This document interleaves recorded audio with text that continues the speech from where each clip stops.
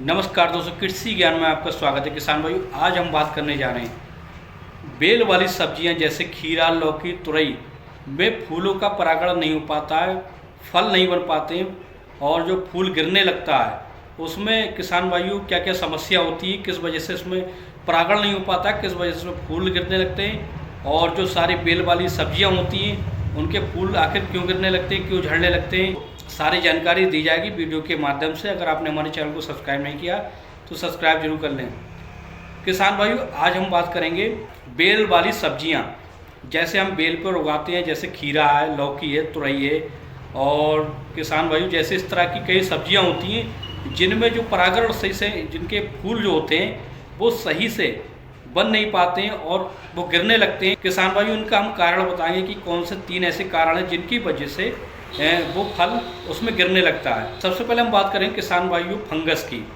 Fungus जो एक ऐसी चीज़ है किसान भाइयों, अगर फंगस जो है बेल की जड़ में लग जाता है, जैसे कि लौकी की हम बात करने जा रहे हैं, लौकी की जड़ में अगर ये फंगस लग जाता है तो उसकी जड़ों को नष्ट कर देता है, जड़ों को सड़ा देता है। इस तरीके से जो उसका जो फल होता है, फूल होते हैं, वो फूल जो होते हैं पूरी तरीके से मुरझा जाते हैं, फूलों में जो कमज़ोर होकर गिरने लगते हैं। इसका मेन कारण यही होता है फंगस का। किसान भाइयों, इसका मेन कारण यही होता है कि फंगस का अटैक, यानी फंगस क्यों लगता है इसका भी एक कारण है। किसान भाइयों, हम अपने पौधों को ज़्यादा से ज़्यादा पानी देते रहते हैं, पानी ज़्यादा होने के कारण, ज़्यादा नमी के कारण पौधों की जड़ों में फंगस लगने लगता है।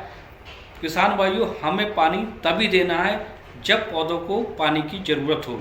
पौधों की जड़ों में भरपूर मात्रा में नमी रहती है, उसके बावजूद पानी की ज़रूरत हो या ना हो, किसान भाई उसमें पानी डालते रहते हैं। इस कारण उसमें फंगस का अटैक होता है और किसान भाइयों उनके जो फूल होते हैं वो बनने से पहले ही गिरने लगते हैं, क्योंकि उनका फंगस का अटैक हो जाता है, कुछ वैसे ही कमज़ोरी से गिरने लगते हैं। तो इसका सबसे मेन कारण यही है किसान भाइयों की फंगस का अटैक। हमें पौधों को जब ही पानी देना चाहिए जब उसको ज़रूरत हो, जब मिट्टी में शुष्की पैदा हो जाए तभी हमें पानी की मात्रा को लगाना चाहिए। दूसरा कारण है फ्रूट फ्लाई। फ्रूट फ्लाई कहते हैं एक ऐसी मक्खी होती है जो फ्रूट पर लग जाती है, जैसे लौकी में लग जाती, लगने के बाद उसमें छेद कर देती है, जिससे उसमें लार्वा पैदा हो जाता है, उसमें अंडे हो जाते हैं और अंडे जो होते हैं मक्खी का रूप धारण कर लेते हैं, जिससे वो पूरे ही फल को खा जाते हैं।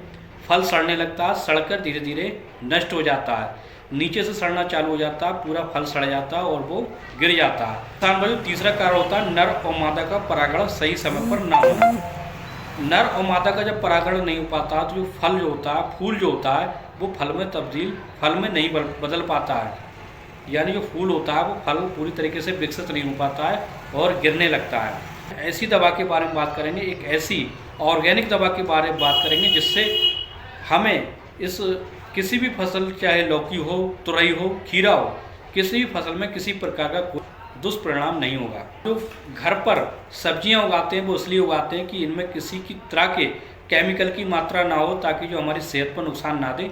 इसलिए हम ऑर्गेनिक तरीके से इसको तैयार करते हैं और ऑर्गेनिक ही दवा का हमें प्रयोग करना चाहिए। किसान भाइयों, उसमें सबसे पहले हम फल फूल को रोकने के लिए क्या करेंगे? सबसे पहले किसान भाइयों हम फंगस के अटैक को रोकेंगे।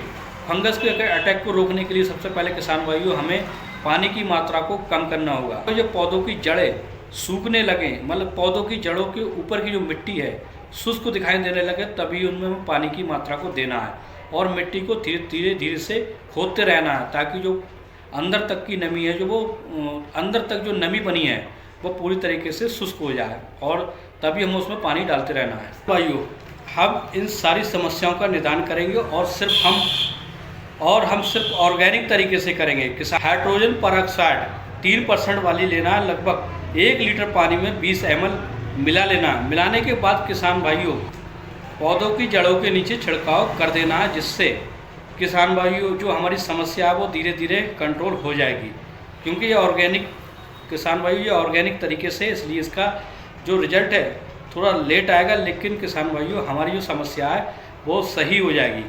और फ्रूट फ्लाई के लिए, यानी फल छेदक मक्खी के लिए, जो मक्खी पौधों को सड़ा देती है, जिससे अंडे देती है, लार्वा बनने लगता है, उसमें हमें किसान भाइयों एक ऐसी देसी दवा का इस्तेमाल करना है। किसान भाइयों हमें नीम के ऑयल का, यानी नीम ऑयल जो आता है उसको 5 ml 5 ml लीटर के हिसाब से मिलाकर उसका हमें छिड़काव करते रहना है, जिससे किसान भाई जो मक्खी है, फ्रूट फ्लाई है, वो ख़त्म हो जाएगी। उसका जो लार्वा है वो लार्वा भी नष्ट हो जाएगा।